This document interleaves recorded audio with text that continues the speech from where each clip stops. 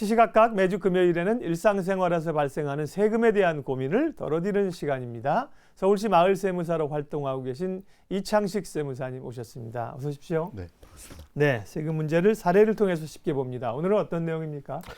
이번 시간에는 지난 시간에 이어서 지방세 및 국세인 종합부동산에 대해서 사례를 통해 설명을 드리겠습니다. 네, 지방세와 종합부동산세.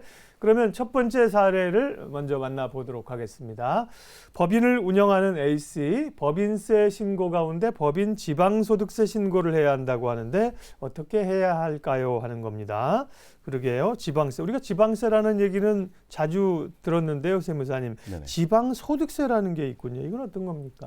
네, 우선 법인 지방소득세는요. 네. 2014년 이전에 법인세 할 주민세라고 해가지고 네. 지방세 한 종류입니다. 법인세 신고할 때 그 산출세액에서 공제 감면세액을 빼고 뺀 총 결정세액 10%를 그냥 자동으로 납부하는 그런 형태의 그 지방세였는데요. 네. 요거는 그 특별한 신고를 하진 않아도 법인세 신고 기한, 즉 12월 말 결산법이 있을 때는 다음해 3월 30일까지 신고를 하게 됩니다. 그 이후 1개월 이내 4월 30일까지 납부만 하면 되는 그런 지방세였습니다. 근데 요게 지방세법이 이제 전면적인 그 개정으로 2014년부터요. 법인세 할 이 주민세가 법인세 지방소득세라는 이름으로 명칭이 바뀌면서 네. 예전에는 신고하지 않고 납부만 했어도 문제가 되지 않았는데 네. 이제는 반드시 신고, 특히 그 사업장 관할 지방자치단체에 반드시 신고를 해야 되는 그런 제도로 바뀌었습니다. 그렇군요. 네네네. 네. 일반 주민들도 주민세를 사실 내지 않습니까? 네네. 근데 조금 다르긴 그러니까 이 세율이 좀 다를 거고요. 네네. 그러니까 법인 같은 경우 기존에는 이제 법인세 할 네. 주민세여서 네네네. 이제 지방소득세로 바뀌었습니다. 네. 그러면은 명칭만 바뀐 건가요? 아니면 다른 뭐 세금 산출 방식이나 변화가 있는 건가요? 예전 같은 경우에는요. 우리가 과세 표준에 그 산출세액을 적용합니다. 지금 네. 법인세가 10%, 20%, 그러니까 10%, 20%, 22%를 적용하는데요. 네. 그게 산출세액을 적용해서 이렇게 산정을 하는데 거기에 공제 감면세액을 뺍니다. 네. 그걸 총결정세액을 하는데 이 법인 지방소득세가 바뀌면서 그 공제 감면세액이 이제는 공제가 되지 않습니다. 네. 그래서 산출세액의 10%를 적용하기 때문에 네. 만약 이 법인이 공제 감면세액을 받아서 법인세가 아예 없다고 하더라도 공제 감면세를 적용하지 않은 지방소득세는 세금이 부과될 수도 있는 네. 그런 법으로 바뀌었습니다. 공제 감면을 안 해준 산출세액의 10%니까 이전보다는 그러면은 세금 부담이 전반적으로 좀 늘어난다고 네, 봐야겠네요. 더 커졌습니다. 그렇겠네요. 네, 네. 예, 법인은 그렇고요. 개인 사업자 같은 경우도 주민세를 그 전에 냈던 걸로 알고 있는데 개인 사업자는 그럼 어떻게 달라졌습니까? 일반적으로 네. 개인 사업자는 소득세, 종합소득세를 매년 5월 30일, 네. 그 다음에 5월 30일까지 신고를 하는데요. 개인 사업자는 동일하게 공제 감면세액을 뺀 10%를 적용한 거를 네. 2015년, 2016년 공이 동일하게 적용을 합니다.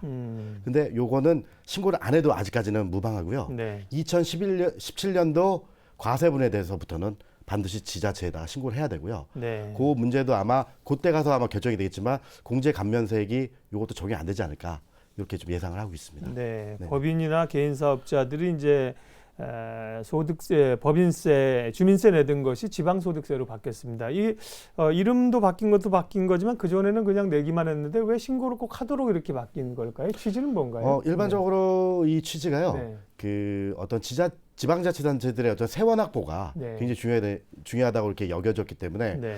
이런 세수 확장을 해서 약 연간 한 8천억 정도의 세수 확장이 된다고 이렇게 알려져 있습니다. 네. 그런 부분 때문에 아무래도 이게 법이 좀 개정돼서 지자체의 어떤 그 예. 세원이 좀 부족한 거를 메꾸지 않을까 그런 형태가 아닌가 싶습니다. 네, 그렇군요. 이제 공제 감면해 주던 것을 이제 안 하고 10%를 하니까 지방세는 좀 늘어날 수가 있겠습니다. 네. 예.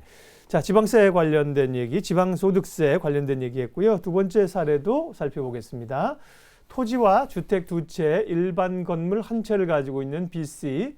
지난해 7월과 9월에는 재산세를 냈고요. 12월에는 종합부동산세를 냈는데 종합부동산세는 어떻게 산출되는 것일까 하는 겁니다. 지난번에 재산세 얘기 한번 해주셨잖아요. 네네네. 그런데 종합부동산세는 이제 다 내는 건 아니죠. 네, 그렇습니다. 네, 설명 좀 네. 해주십시오. 뭔지. 일반적으로요, 종합부동산세는 재산세와 연계돼서 가고 있습니다. 네. 일반적으로 지방세인 재산세와는 달리 이 종합부동산은 또 국세에 해당이 됩니다. 네. 그래가지고요, 요게 그 재산세의 어떤 과세 기준을 기초로 세금이 산정되는데 토지 및 건물 소유자들이 이 주소지가 속한 지방자치단체 관할구의 토지 및 건물을 대상으로 부과되는 그 현행 그 재산세와 좀 별도로 해서 또 다른 세금을 걷어들인 건데요. 네. 이 국세청이 기준을 이제 정합니다. 그게 초과가 됐을 때 토지와 주택, 즉 건물의 소유자들이 이 전국에 어느 정도 분포가 되는지 요 현황을 분석해가지고 그 누진세를 적용해서 이걸 부과하고 있습니다. 그 원래는 이제 토지만 부과하고 있다가요. 지금 현 상태는 지금 주택에까지도 지금 적용하는 상태입니다. 네. 그러면 과세 기준일은 언제죠? 이거는? 네. 아까 제가 모두에 말씀드린 재산세가 연계돼서 되기 때문에 요거의 과세 기준인도 6월 1일 동일합니다. 네. 그러면 이 종합부동산세, 이제 종부세 대상자들은 이제 또 연말 되면 긴장을 하시고요. 이제 어떤 분들은 나도 종부세 좀 내봤으면 좋겠다. 그런 분들도 있어요. 뭐 세금을 내고 싶어서가 아니라 그만큼 이제 또 부동산을 보유하고 계신 분들이 종부세를 내는 건데, 그러면 이 종합부동산세, 줄여서 종부세라고 하죠. 세율은 어떻게 적용이 됩니까? 예. 일단 요거는 토지만 적용됐다 이제 주택까지 적용이 되기 때문에 주택분과 토지분을 좀 나눠서 한번 표를 보면서 설명을 좀 드리겠습니다. 일반적으로 이 표에 나온 어떤 세율에 따라서 어떤 세율이 적용되는데요. 요게 가장 중요한 건 주택은 1세대 1주택인지 아니면 다주택인지의 구분이 가장 중요합니다. 1세대 1주택인 경우에는 양도소득세 과세 표준, 특히 비과세가 9억 원까지입니다. 네. 똑같이 종합부동산세도 1세대 1주택 때는 9억 원이 넘어가야지만 종합부동세가 적용이 되고요. 일단 만약 다주택자다 하게 되면 그 주택마다의 공시가를 확인해서 합산해서 6억 원이 넘어가야지 요 위에 있는 세율들을 적용할 수 있는 그런 상황입니다. 그래서 여기 보시면 과세 표준이 6억 원 이하라고 돼 있는데요. 요거는 일반적으로 다주택자의 어떤 그 세금 문제에 대해서 요 표로 설명된 겁니다. 뭐 0.5%, 0.7% 이렇게 초과 누진 구조로 이렇게 적용을 하게 되고요. 그래서 뭐 6월 1일까지 하고 부가징수는 12월 1일부터 15일까지 그때 부가징수를 하게 되는 겁니다. 네. 우리 이제 주택을 여러 채 갖고 있는 분들에게 중과가 그동안 되지 않았습니까? 네. 그 중과는 또 이전보다는 많이 없어진 걸로 알고 있기도 한데, 그러면 종합부동산세 같은 경우는 여러 채 갖고 있는 경우랑 주택을 한 채 가지고 있는 경우랑 좀 다르습니까? 네.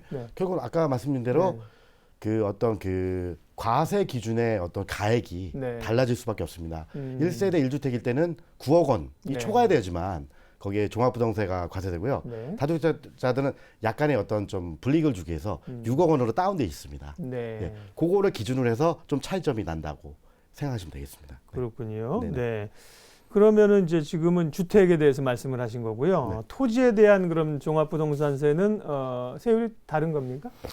일반적으로 토지는요, 그 과세관청이 어떤 그 토지를 산정할 때 크게 두 가지로 나눕니다. 일반적으로 종합합산 토지라고 해서 그냥 뭐 예를 들어서 그냥 놀려놓은 땅, 그 나대지라고 하거든요. 그런 거를 종합합산 토지라고 하고요. 그 이외에 별도 합산 토지라고 해서 어떤 사업용 토지들, 그다음에 주택에 부수된 토지들, 어떤 목적이 명확한 토지들입니다. 이런 별도 합산 토지로 따로 나누고 있거든요. 그래서 종합부동산세를 과세를 산정할 때는 종합합산 그 토지는 약간의 좀 불이익을 많이 주고 있습니다. 5억 원이 초과하게 되면 그때부터 종합부동산을 내고요. 별도 합산 토지는 80억 원 이상일 때만 별도 합산에 대해서 그 종합부동산을 부과하게 됩니다. 근데 여기서 좀 자세하게 보실게요. 제가 작년도에 한 1,000만 원 정도의 토지에 대한 종합부동산을 냈는데 올해 산정해 보니까 1,800만 원이 나왔습니다. 근데 토지는요, 세부담 상한선이라는 게 있어서 150%를 넘지를 못합니다. 그래서 1,500만 원까지 세금을 납부하는 그런 형태로 되어 있습니다. 세무사님은 뭐 워낙 하시는 일이라 쉽게 막 얘기를 하시는데 듣는 사람은 좀 어렵습니다. 이게 그리고 대부분 분들이 이제 주택 뭐 한 채, 많아야 이제 두 채 이렇게 보유하고 계신 분들이라 이 종부세 얘기, 뭐 주택 또 토지 나눠서 얘기하니까 조금 어렵긴 한데요. 상식적으로 들으시고요. 그러면 이렇게 종합부동산세가 이제 과세가 되는 분들은 어쨌든 간에 종합부동산세를 조금 뭐 합법적인 범위 내에서 네. 조금 적게 내는 방법을 좀 고민할 텐데 혹시 여러 채 가지고 계신 분들이 뭐 임대사업자 등록 이런 거를 좀 하게 되면 혹시 좀 세금 감면이나 이런 데 도움이 됩니까? 일반적으로 이제 건물은 상가 임대 사업자를 낼 수가 있고요. 네. 주택 같은 경우는 이제 주택 임대 사업자를 네. 낼 수가 있습니다. 근데 가장 조심하실 게 과세 기준일 현재 예. 그게 가장 중요합니다. 6월 1일에 현재 네. 현재 이분이 주택 임대 사업자를 관할 관청에다가 등록하시고 사업자 등록을 내셨을 경우에는 네. 종합부동산세 대상에서 제외가 됩니다. 네. 그래서 아예 제외가 된다고요? 네, 제외가 됩니다. 네. 그 제외가 되는 거는요. 네. 6월 1일 현재 저희들이 확인할 수 없기 때문에 국세청에서 9월 30일까지 제외 대상 부동산에 대해서 네. 신고를 받습니다. 거기에 명확하게 기재를 해서 신고를 해주셔야지만 제외가 되고요. 네. 그 공시가격은 반드시 6억 원 이하가 돼야 됩니다. 그리고 5년 이상 반드시 임대사업자를 하셔야지만 나중에 추징을 당하지 않습니다. 그래서 건물이나 주택 같은 경우는 종부세를 절감하시려면 사업자 등록이 필수적이시고요. 네. 여기에 또 다르게 토지 같은 경우는 좀 이렇게 만약 절세를 하신다 그러면 그 토지를 놀리지 마시고 아까 제가 말씀드린 나대지 같은 경우는 5억이 넘으면 무조건 종합합산 과세입니다. 네. 거기에 건물을 지으시든지 아니면 토지를 임대를 주시든지 사업용으로 요 용도를 좀 변경하셔가지고 네. 별도 합산을 받으시게 되면 그 합산 금액이 80억입니다. 그렇기 때문에 대부분 거기서 좀 빠져나가실 수 있는 그렇겠네요. 예 그런 어떤 뭐 팁이 있을 수 있습니다. 그러니까 나대지들을 그냥 놀리지 않고 뭐 주차장을 하신다든지 네네. 세차장을 하신다든지 그런 거죠. 네 그렇습니다. 네. 근데 중요한 거는 네. 어떤 분들은 이게 토지를 놀고 계시다가 그냥 가건물만 갖다가 컨테이너 같은 걸 거기다 이렇게 놔두세요. 네. 근데 그런 것들은 반드시 사업용이 요건이 맞는지에 따라서 달라지기 때문에 네. 그냥 갖다 놓으신다고 이게 종부세가 없어지는 건 아닙니다. 네. 네네. 임대사업자 등록을 통해서 이제 이 종합부동산세 대상에서 제외가 되는군요. 다만 이제 거긴 제외가 되더라도 임대소득을 통해서 소득이 생기면 거기에 따라 소득세를 내야 되는 거죠. 네, 종합부동산을 내시고요. 네. 거기에 따른 개인 지방소득세까지 또 네. 내셔야 되는 또 상황이 생기는 거죠. 네. 근데 따지고 보면 요 부분의 종부세보다는 그게 더 절감되지 않을까 싶고요. 그리고 종합부동세를 만약 그 납부를 하신다고 해도 요거는 국세지만 반드시 국가에서 고지서를 발송합니다. 네. 정부 부가제도를 하는데요. 여기에서 정부 부가제도는 고지서를 내셔야 되고요. 6월 1일 기준으로 한 재산세 내신 거는 여기서 차감이 됩니다. 아, 그렇군요. 네네. 그거는 좀 알아두시면 도움이 될 것 같습니다. 네, 사례를 통해서 보는 세금에 관한 정보. 오늘은 이제 지방세하고요. 특별히 지난번에 말씀했던 지방세하고 종합부동산세 이건 또 국세로 분류가 됩니다. 관련된 내용들을 살펴봤습니다. 이창식 서울시 마을세무사 함께했습니다. 고맙습니다. 네, 감사합니다.